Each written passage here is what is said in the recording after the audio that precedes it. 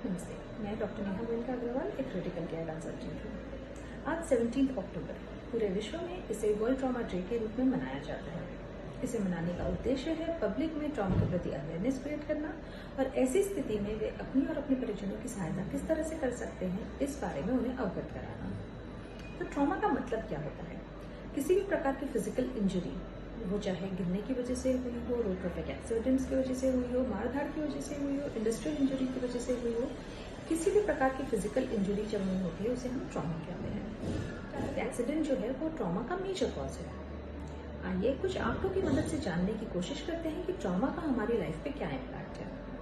अगर हम इंडिया की बात करें तो प्रत्येक 1.9 मिनट्स में एक डेथ ट्रॉमा की वजह से हो रही है। 8% से अधिक एक्सीडेंट ग्रस्त लोग पहले 1 घंटे में हॉस्पिटल नहीं पहुंच पाते और 30% से भी अधिक व्यक्ति हॉस्पिटल पहुंचने से पहले ही उनकी मृत्यु हो जाती है। अगर हम वर्ल्ड स्टैटिस्टिक्स की बात करें तो विश्व में हर साल 1 मिलियन से भी अधिक डेथ्स रोड ट्रैफिक एक्सीडेंट की वजह से हो रही है। 20 मिलियन से भी ज्यादा हॉस्पिटल एडमिशंस का कारण ट्रॉमा है और 9% ऑफ ग्लोबल मोर्टेलिटी का कारण भी ट्रॉमा है। तो जब इसका इतना इम्पैक्ट है हमारी लाइफ पे, तो आइए उस बारे में कुछ जानकारी हासिल करते हैं। जैसा कि मैंने बताया, रोड ट्रैफिक एक्सीडेंट एक मेजर कॉज है ट्रॉमा का। सपोजिटली हम कभी ऐसी सिचुएशन में फंस जाते हैं या हमारा रोड ट्रैफिक एक्सीडेंट हो जाता है, तो हमें क्या करना चाहिए? फर्स्ट एंड फॉरमोस्ट, ये पैनिक वाली सिचुएशन होते हुए भी हमें काम रहना है, पैनिक क्रिएट नहीं होने देना है। जैसा कि प्लेन्स में भी बताया जाता है, आपातकालीन स्थिति में पहले खुद ऑक्सीजन फिर दूसरों की सहायता कीजिए। इसी तरह अगर आप किसी एक्सीडेंट हो जाता है आपका, तो पहले ये इंश्योर कीजिए कि आप सुरक्षित हैं, आपको कोई मेजर इंजरी नहीं हुई। इसके पश्चात तुरंत एक हेल्पलाइन नंबर या फिर अपने रास्ते के अस्पताल का नंबर डायल कीजिए और एम्बुलेंस को मदद के लिए बुलाएं। तीसरी चीज है सीन सेफ्टी। सीन सेफ्टी यानी जहाँ आप मदद करना चाह रहे हैं वो जगह आपके और उस व्यक्ति के लिए सेफ होनी चाहिए। रास्ते के बीच में आप उनकी मदद नहीं कर सकते, तो उन्हें रास्ते के साइड में या किसी सेफ जगह पर शिफ्ट कीजिए।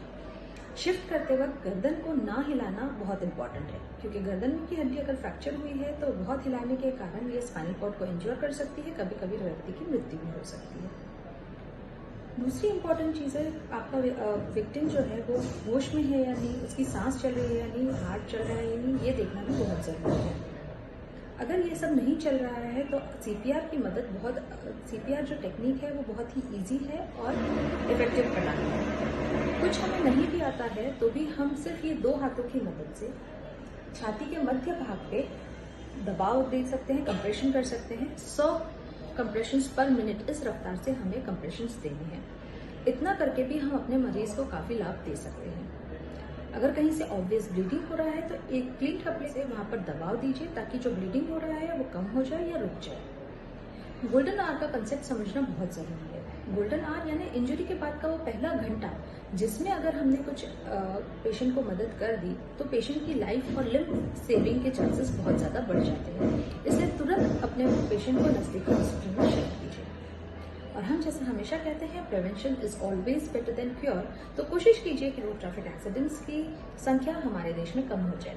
कैसे कर सकते हैं? स्पीड को नियंत्रित रखें, ट्रैफिक के गोल्डन रूल्स को फॉलो करें, हेलमेट, सीट बेल्ट जैसे सेफ्टी उपकरणों का प्रयोग कीजिए।